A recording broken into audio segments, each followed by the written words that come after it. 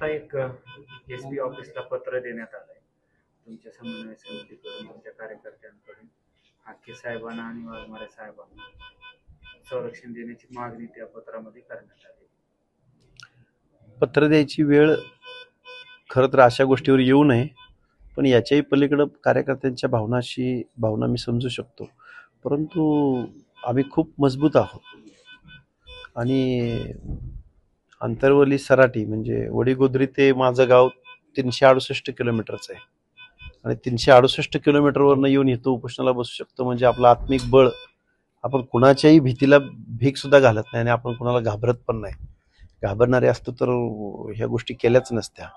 आणि कायद्याचं राज्य आहे हो, कायद्यावर आमचा पूर्ण विश्वास आहे, लोकशाहीवर पूर्ण विश्वास आहे. त्यामुळं अशा कुणाच्या धमक्यांना वगैरे काही भ्यायचं कारण नाही. कार्यकर्ते म्हणू शकतात किंवा कार्यकर्ते बोलू शकतात, कार्यकर्त्यांच्या भावना पण बघितल्या पाहिजेत, पण अशा गोष्टींची आम्ही मनानं खूप खंबीर आहोत, कणखर आहोत. अशा काही गोष्टीची गरज नाही वाटत.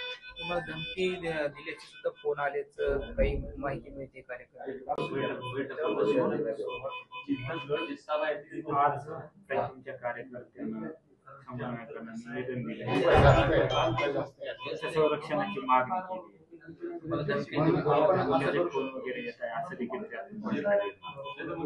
फोन आज सुद्धा 2 फोन आले होते म्हणजे माझा फोन आमच्या टेळेकडे असतो, त्यांनी दोन्ही फोन उचलले. त्यांना समोरच्याला असं वाटलं असेल की मीच बोलतोय. त्याला डायरेक्ट म्हणजे तुला राहायचंय का वगैरे, सोयीने राय नाही तर बघू असं वगैरे त्याला बोलले. त्याने ते फोन जास्त वेळ बोलला नाही, त्याने फोन कट केला आणि अनोन नंबरवरून फोन होते. असे फोन मला पाठीमागे अनेक आपल्या ही आंदोलन असेल, जरांगीच्या अनेक सभा होत होत्या, त्यावेळी मी जे मीडियाशी बोलायचो, असे फोन खूप दिवसापासून येते. तुझी गाडी फोडू, तुला मारू, हाणू, जाळू, तुझ्या घरावर येतो, तसं करतो तसं करतो. अनेक फोन मला आतापर्यंत माझ्या मते 100-200-500 फोन धमक्यांचे येऊन गेले असतील. तसं तर माझी